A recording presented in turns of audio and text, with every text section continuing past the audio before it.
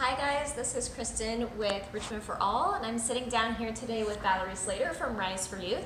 RISE stands for Reinvesting in Supportive Environments. Valerie, thank you so much for being here. Kristen, thanks so much for having me. We're really excited to have you. So we're sitting down today because of a new report that just was released by the ACLU this month titled Cops and No Counselors. And this report details the student to staff ratios of mental health support staff members in our public schools here in the United States. And my understanding is this is the first time this comprehensive national data has been released by the Department of Education. What do you see as the value of this data? It's going to highlight the need for support staff in schools and understanding that the more we police our students, the higher the level of students ending up in the school to prison pipeline will be. But when we recognize that what we ought to be doing is putting support staff so that young people have the resources that they need to be successful, we'll see a paradigm shift as it relates to young people being pushed into the system. Okay, that's helpful. So this report says that there are 14 million children enrolled in our public schools in the United States right now who have police in their schools and private security in their schools, but no counselors, psychologists, or social workers or nurses. How do we get here? When you prioritize safety in a means that highlights that it's police that keep us safe, and that criminalizing behavior and pushing out the riffraff, if you will, when you are so quick and so ready to police children, you deprioritize those things that will keep the individual child safe.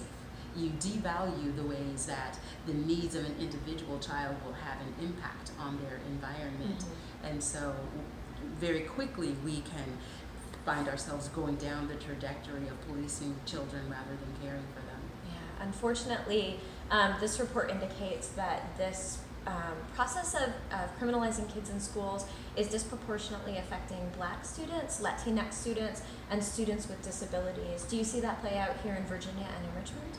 Absolutely. So when we look at Richmond City, already predominantly we're talking about African American students, and in the inner city schools they are under-resourced in so many ways. We're not just talking about counselors and support staff, we're talking about the school buildings themselves falling apart. But we are quick to want to put a police officer there, because that police officer is going to create a safety, an imaginary safety.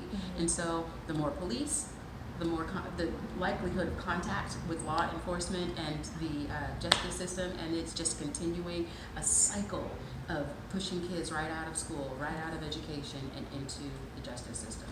So that regular contact with security is creating an opportunity for arrest? It absolutely is. I mean, because although we have MOUs that define what police officers get involved with, unfortunately, police officers are very often getting involved in things that are normal childlike behaviors in schools, things that ought to be handled by administration. And until we are holding officers accountable that are in the schools, if we're going to have them there, then they need to adhere to those MOUs, stop getting involved in the things that are administrative and not criminal, and get rid of this overuse of catch-all offenses to entangle kids in the system. So Valerie, what is your vision for change, and how do you see RISE working to advance that vision?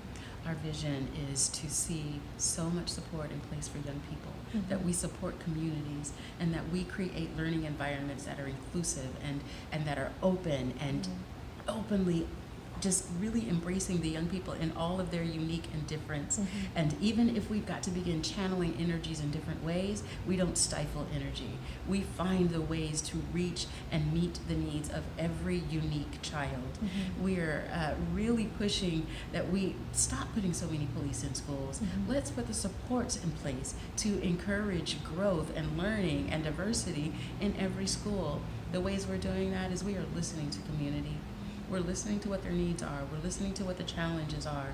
And then we're creating space for community to come and to share their challenges and to then demand for the changes that will meet the need and add resource rather than officers. Well, we are really excited to see those changes in our schools. Valerie, thank you so much for being here. And thank you guys for listening. We're going to link to this report down in the comments.